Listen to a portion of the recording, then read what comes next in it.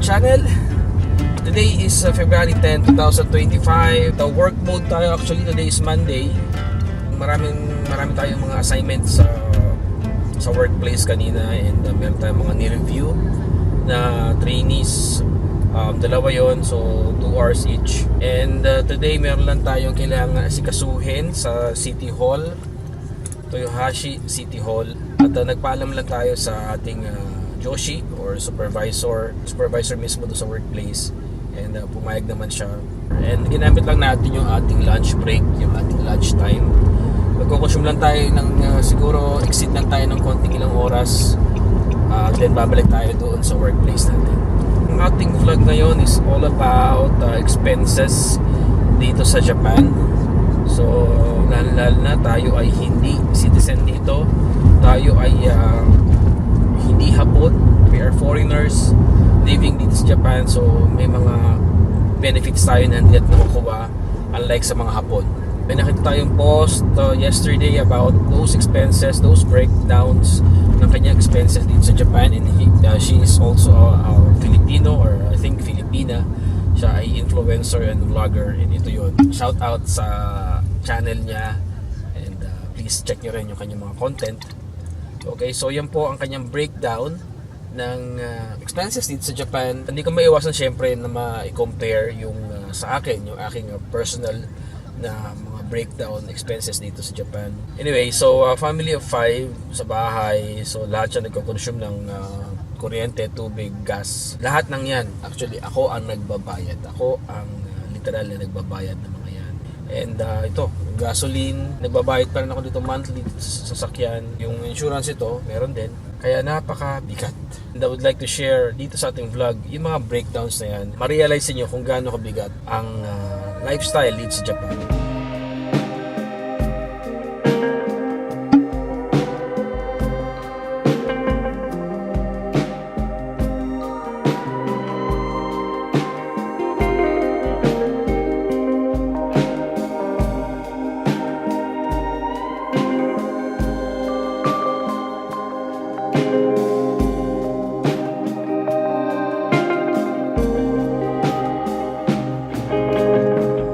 So mission accomplished tayo dito sa City Hall. Natapos ko na kagad lahat ng mga papel, lahat ng mga pina-accomplish sa akin tungkol sa hoken ng mga bata, or insurance actually ng pinakapanganay. Siya yung senior high school sa school year na to. Yun lang yung ating mission dito sa City Hall. So pabalik na tayo ulit sa ating workplace doon sa Shinchiro.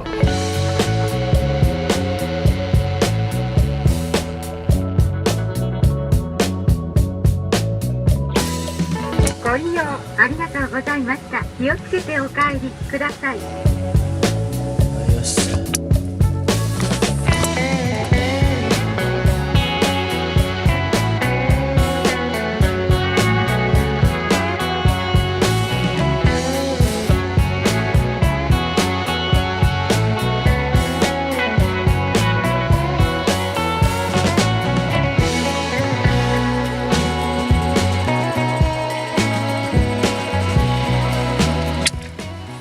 Okay, it's already night time. Kakatapos lang na aming trabaho, and magpapa-gasolina tayo. So right now, kung titingnan natin yung presyo doon ay 174, pero meron sa baba nakalagay ay 171. Ayan, so yun yung presyo ngayon ng gasolina dito sa Japan. Actually tumaas siya, kaya madugo. Okay, 171 siya.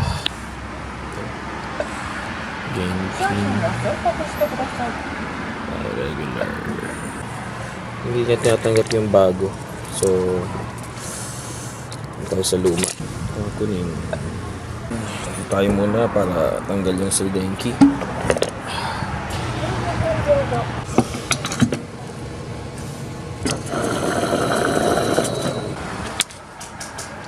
Okay, so naka-1,000 tayo. So stop over muna tayo to complete our vlog for today. Ganun kahaba ang araw natin. So kanina kung nakita nyo sa ating intro, mag-start tayo, no? Around 6 o'clock in the morning. Tapos diba, punta ako ng Toyohashi City Hall, bumalik na ulit ng workplace. Then hanggang 8:30 ng gabi. let's go sa ating topic ngayon. For a month, ang sahuran dito sa Japan ay every month. Kung tayo sa Pinas, nasanay tayo ng every week, nasanay tayo ng quincenas, di ba? Every 15th or every 30th ng buwan. So dito sa Japan, isang buwan ang hihintayin mo bago ka sumahod. So ganun kahaba. Dapat maging matalino o maging mahusay tayo sa pagplano or pag-budget ng ating mga pera. And ito, no, meron tayong listahan ngayon. Gumawa tayo ng ating sariling listahan. And gusto ko lang i-share sa inyo ng mabilis sa ating vlog itong ating average na binabayaran natin every month. So hindi siya eksaktong amount. Sometimes mas mataas dito, sometimes mas mababa. Pero ito yung average na. Okay, so let's go sa ating apartment. Ang ating apartment ay fortunately hati kami ng company. So kung ito ay babayaran ko ng 100%, ito ay nasa 8 lapad mahigit. Dahil nga half-half kami ng company na pinapasukan ko, so ang binabayaran ko lang ay 44,000 yung mangyong sing-ing. So yan yung binabayaran natin sa apartment. Number 2 naman ay yung meron kasi akong mga rental. Hindi ako bumili ng sarili kong washing machine and sarili kong refrigerator. Para sa akin, personal choice ko lang. Mas pinili ko yung rental. Mas malaking refrigerator, mas malaking load na kilograms ng washing machine. So, nag-depend muna ako sa rental. So, eventually, meron naman tayong planong bumili ng sarili nating washing machine and refrigerator. Pero sa ngayon, rental muna. So, monthly natin, sa dalawa na yon ay 4,600 yen. Sa ating electricity naman, ito hindi rin consistent. Ang bill natin sa electricity, minsan mataas, minsan mababa. Pero ang average natin ay nasa 15,000. Minsan umaabot pa ng ng 2 lapad mahigit ang ating electricity. So, ganun kataas. Sunod naman ay yung gas natin. So yung gas naman ay umaabot din ng 15,000 ang ating average. Ngayong winter, magastos ang gas. Meron akong bill na imagine 28,000 gas. Grabe yun. And yung water natin, minsan every 2 months nagbabayad. 13,000 ang ating binabayaran for the water. Okay, so yung cellphone naman natin ay binabayaran ko yung sa akin at saka yung kay Kimi, yung eldest natin. So nagbabayad ako dyan, almost average na 35,000, 3 lapad at gosing. Ang next naman natin ay yung ating internet. Actually yung internet natin, fortunately din, kasama na sa bahay. Then yung gasoline natin dito sa ating sasakyan ay nagko 4,000 ako every week sa 4 na weeks o more or less nasa 16,000. Yung parking naman, hindi tayo nagbabayad ng parking din dahil sagot din ng ating company. Kaya zero yan tayo dyan. Isa sa mga mabigat na load ko ngayon, itong sasakyan. Kumuha ko ng car loan. Happy ako dahil ang ating car loan ay 0 yen, walang down payment. Kita nyo naman, maganda, good condition, good as brand new. Kaya lang nagbabayad tayo every month ng 34,000. So, 3 lapad at yonseng. Next, yung ating car insurance naman, ang average natin ay 17,000. Then, sa mga bata naman, nagbabayad tayo ng school lunch nila. Average lang. Kay Kenzo, kay Kyrie, 5,000. Then, kay Kimi, more or less 5,000 to 8,000. Nagbabayad ako ng 15,000, more or less. Doon pa lang, umabot na tayo ng 208,600 a month. Imagine niyo 20 kalapad buwan-buwan ang ating expenses. Imagine nyo, 20 kalapad. More or less, nasa 100,000. Sabihin natin 90,000 pesos ang binabayaran natin every month. So, wala pa dun yung pagkain. Wala pa dun yung pamamasyal. Wala pa dun yung mga groceries natin. Yung pagbili ng sabon, dishwashing. Yan, lahat yan.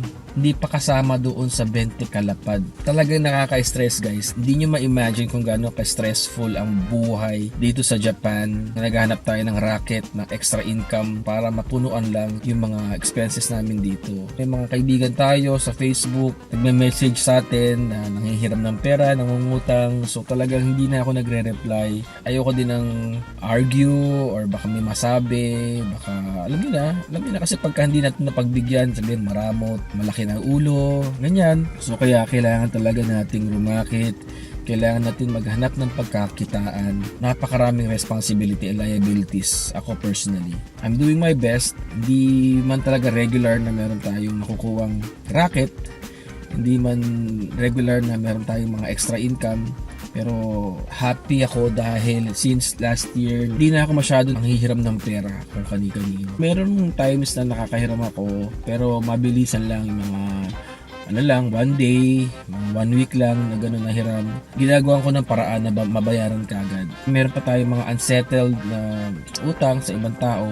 Pagka tagang gipit at kailangan talaga, may nahihiraman pero ginagawa ko ng paraan na mabayaran kagad. Na-realize nyo kung gaano kahirap at gaano kabigat dito sa Japan. Hindi biro, hindi masaya, hindi masarap, pero talagang ini-enjoy lang natin sa tulong ni Lord.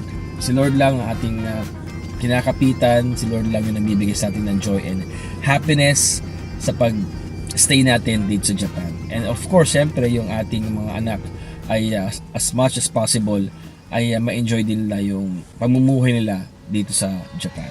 Okay, so yun po ang ating vlog ngayon. So sa mga hindi pa naka-subscribe sa aming channel, i-click mo na yung red button niya sa baba at pati na rin ang bell button para ma-notify kayo sa lahat ng aming mga uploads and updates.